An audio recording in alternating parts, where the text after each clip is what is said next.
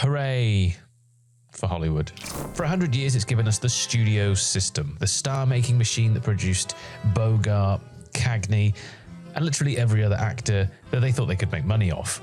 It's one of America's greatest gifts to the world, and in a roundabout way, one of ours too, because British actors, British writers, British crews have been quietly working away behind the camera for generations. It was culture, it was tradition, but these days, not so much. In the current era, Hollywood is just about extraction. Art replaced by shameless commerce, genuine entertainment replaced by spectacle, and even worse, the same old stale dish served up for the billionth time.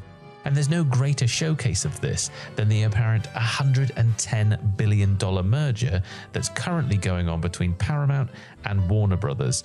This was a deal that was agreed and pushed through, only to then be strangled by the courts. On the surface, it looks like it's just another corporate takeover. And so why all the pushback? Should we, the audience, care about this deal? How is it going to affect the art or culture behind the pictures? Why do certain characters in Hollywood want this deal to go through, while others are adamant that government intervention is needed to block this deal at the root?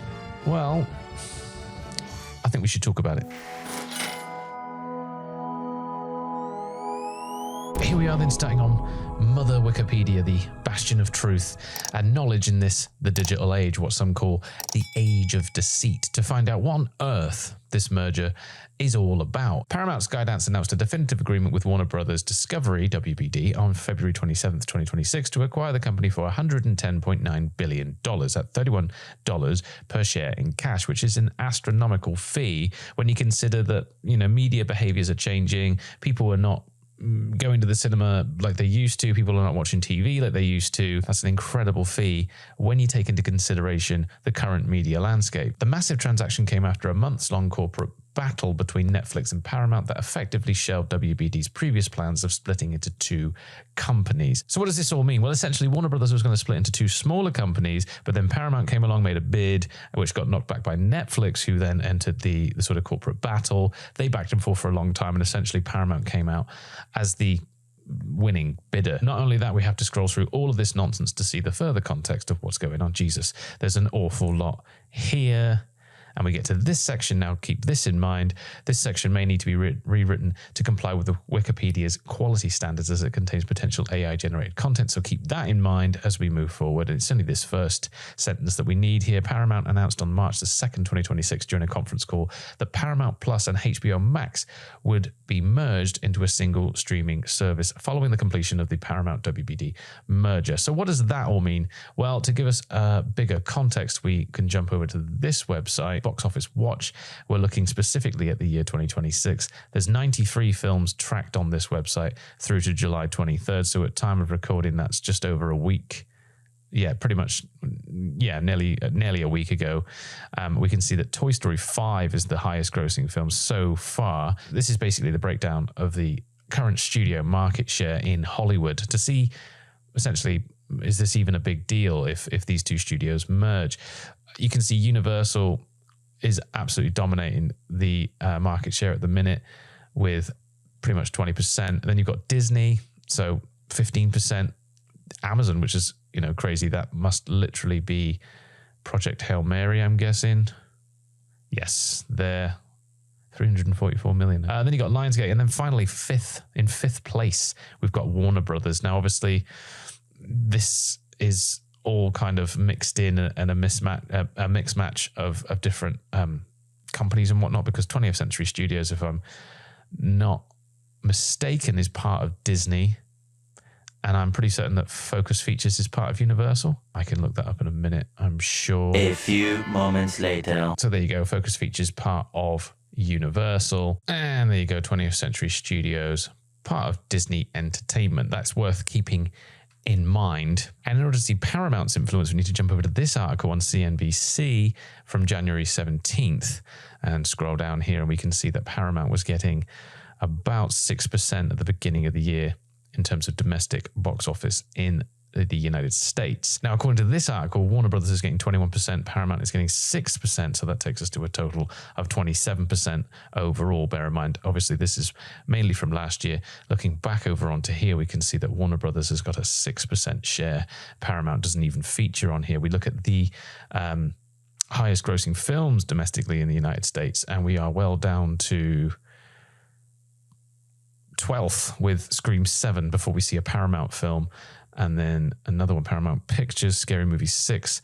And then we see Warner Brothers all the way down here, 17th to 19th. So really, their market share is low. I mean, you kind of expect that because maybe they're not making as many films with this merger going on in the background. Maybe they're not pushing content out there, but not pushing films out there because they know that times are changing. Who's going to own these properties and whatnot moving forward? Nobody knows. So, okay, granted. But you can see that really their market share isn't that great. If we jump over to the point online, we can see changes at the top of the US streaming market. Shows that January 17th, 2026 figures. And you can see essentially that Netflix, Prime, and Disney Plus are the biggest platforms, with HBO and Paramount Plus, who will be merging as part of this deal. So why am I talking about market share, you might well ask? Well, essentially, I'm hoping it will give us a bit more context for what I'm about to dive into next. This is a opinion piece written by Benedict Cumberbatch, Alan Cumming, and Benedict Wong for The Guardian, entitled "A TV and Cinema Calamity Could Be Disastrous for What You Watch and What You Know. Act Now to Stop That." And what I really think we need to focus on here and basically underpins the entire opinion piece, an entire story actually from, well, Hollywood's perspective, is this bit here, what you know. Remember that, we'll come back to it. Though it is yet to become front page news in the UK, you should know about the proposed Paramount-Warner Bros merger. It threatens to inflict immense harm on the British public. As actors and public figures who have spent our careers in the arts in Britain, working with British crews and British stages and sets, we have a responsibility to the public who support, enjoy, and consume the art we make. Another case of Hollywood thinking they know better than the public, possibly. Let's find out. The UK is being threatened by a media merger that would harm our workers, our culture, and the public, but we can stop it. We are encouraged by Lisa Nandy, the Secretary of State for Digital Culture, Media and Sport, who recently sent letters to Paramount, Skydance, and Warner Bros Discovery, as well as a statement to Parliament indicating that she is minded to intervene in Paramount's $110 billion takeover of Warner Brothers. This really feels like a damp squib, if you ask me, because I don't understand what Benedict Cumberbatch and friends here are really asking Nandy to do. Like, honestly, what could she do even if she wanted to? It doesn't really make much sense, but they continue. She's correct to investigate the major threat to the UK's public interest, and she will not be alone. This month, 12 US states, led by California, sued in federal court to block the merger, warning that it would raise prices, shrink the number of films being made, and degrade the quality of what audiences see. Now, I've read a little bit more about this merger, and I keep coming across that. They keep mentioning that. Several news organizations have said that. They've invoked antitrust laws, but I'm not really sure why it would raise prices, shrink the number of films being made, and degrade the quality. I can understand price rises because essentially everything always gets more expensive, doesn't it? I mean, inflation and whatnot, granted, but everything always seems to cost more, particularly over here at the minute with the cost of living crisis and whatnot. But why would the number of films being made be lessened? I'm not sure it would be the case that it would be, solely Warner Brothers and Paramount that would suffer from not as many films being made. There just isn't that many films being made, or not as many as there used to be. So this article continues, their lawsuit confirms the danger, which is the antitrust, anti-monopoly thing that I mentioned earlier. It cannot, however, do the UK's work for it. US courts fight on the antitrust front for US markets. The EU, which last week conditionally backed the merger, also makes its own decisions.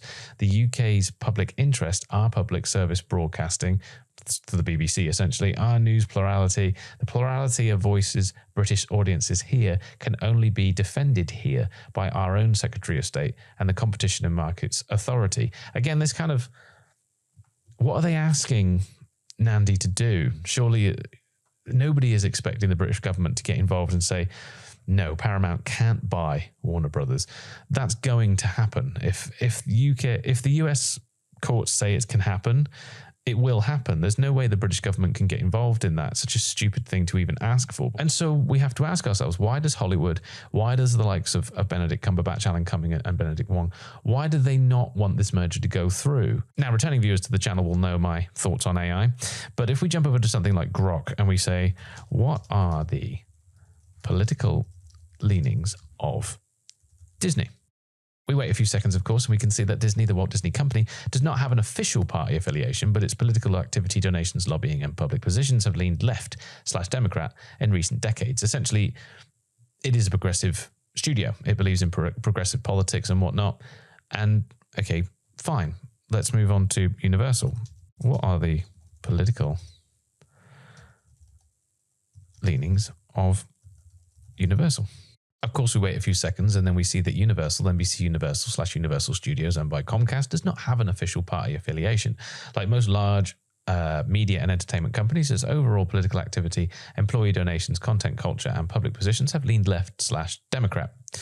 Okay, then. So what about Warner Brothers? What is the political leanings of Warner Bros? We wait a few seconds again, and of course, Warner Brothers, now part of Warner Brothers Discovery/WBD, does not have a single official partisan ideology as a corporation, but its employee political donations, Hollywood cultural environment, and some content have historically leaned left/Democratic. A few moments later. What are the political leanings of Paramount? We wait the compulsory 15 seconds or so for the AI overlord to do its thinking. And we get this: Paramount Skydance, the combined entity of Skydance Media's acquisition of Paramount Global, completed around mid-2025, does not have a single official partisan ideology, but its leadership and recent actions are widely associated with centre-right/conservative leaning or Trump-aligned influences, especially compared with traditional Hollywood norms. That, ladies and gentlemen, I believe is the real reason that Hollywood does not want this merger to go through. It's essentially got a monopoly over propaganda, over what Hollywood does, what Hollywood basically thinks, and what Hollywood says. And it does not want this new merger to go through because it does not want a dissenting voice to gain a foothold. Remember that Universal, Disney, Amazon, Lionsgate, all of these are left-wing organizations. A24, Focus Features, 20th Century Studios, they belong to one of these market leaders essentially, and they do not want Warner Brothers, which is currently a left-wing organization, to become a centrist, essentially. Would it even matter if a centrist or a centre-right or even a right-wing leaning media organization entered that space? When you consider, coming back to this graph, which I highlighted earlier, that in sort of 2025-ish, Warner Brothers held 21%, Paramount had 6%. Sorry, I've got to lean like this because my camera's in the way of my screen.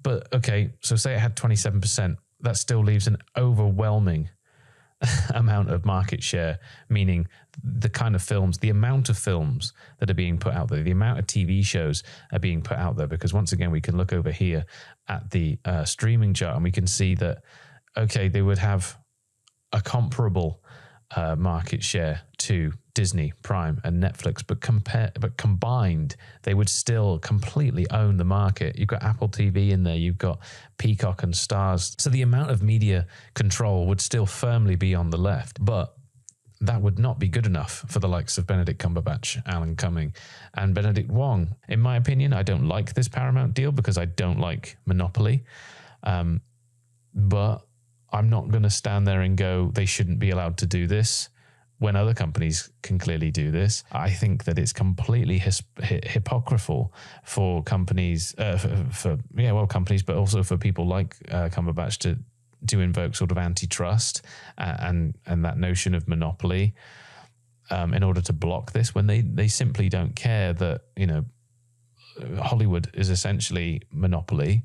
They're not going to criticize Disney. They're not going to criticize Universal for their monopoly building, but they will criticize Paramount for their attempt at building a monopoly, even though it will be so much smaller in terms of market share and in terms of what they can actually put out into the public discourse. What they're really upset here is the fact that Paramount owns CNN. But I don't know. You let me know what you think in the comments below. Thank you very much for watching this one. If you watched all the way through, do consider leaving a like, commenting, and subscribing. And I will see you in the next one.